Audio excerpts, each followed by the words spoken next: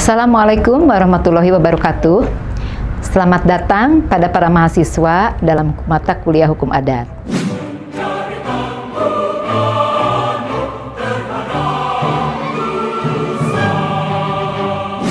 Mata kuliah Hukum Adat ini adalah mata kuliah yang wajib diikuti oleh seluruh mahasiswa yang ada di jurusan PKN. Hukum adat ini adalah posisi pada jurusan PKN ini adalah merupakan salah satu bagian dari rumpun hukum, sehingga kalau mengikuti perkuliahan hukum adat tentu ada prerequisite yang harus diikuti, yaitu mata kuliah PIH-PHI, pengantar hukum Indonesia dan pengantar tata hukum Indonesia. Mata kuliah hukum adat ini perkuliahannya akan berlangsung selama 16 kali pertemuan.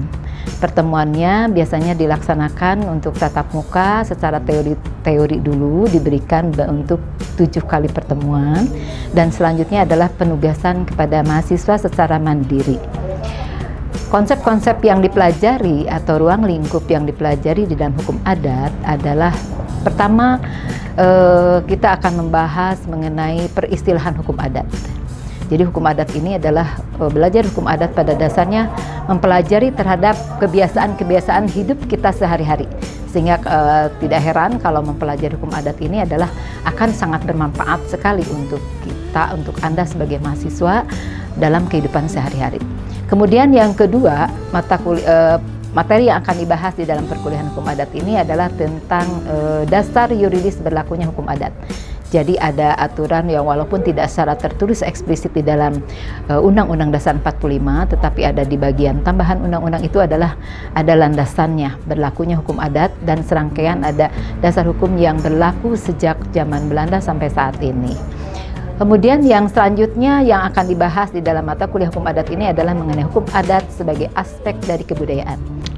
Bahwa esensi hukum adat ini adalah bagian daripada kehidupan budaya yang ada di dalam kehidupan masyarakat itu sendiri. Kemudian selanjutnya materi yang keempat adalah tentang susunan masyarakat hukum adat, ya, susunan masyarakat hukum adat. Jadi di dalam mata kuliah hukum adat ini akan dipelajari mengenai susunan masyarakat hukum adat, dan materi ini adalah penting sekali dipelajari karena dengan mempelajari susunan masyarakat hukum adat maka akan mengetahui tentang hukum waris, kemudian hukum perkawinan dari kehidupan masyarakat adat di negara Indonesia ini. Kemudian selanjutnya akan dibahas mengenai hukum perkawinan adat itu sendiri, kemudian hukum waris adatnya, kemudian hukum persaudaraan atau hukum pertalian sanak atau hukum kesanak saudaraan.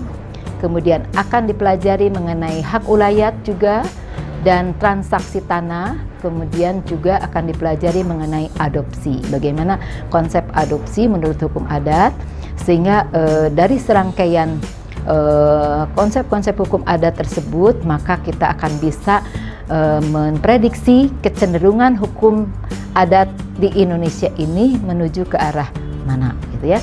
Oleh karena itu, baiklah, kita nanti akan dilanjutkan perkuliahan kita ini dalam program SPADA.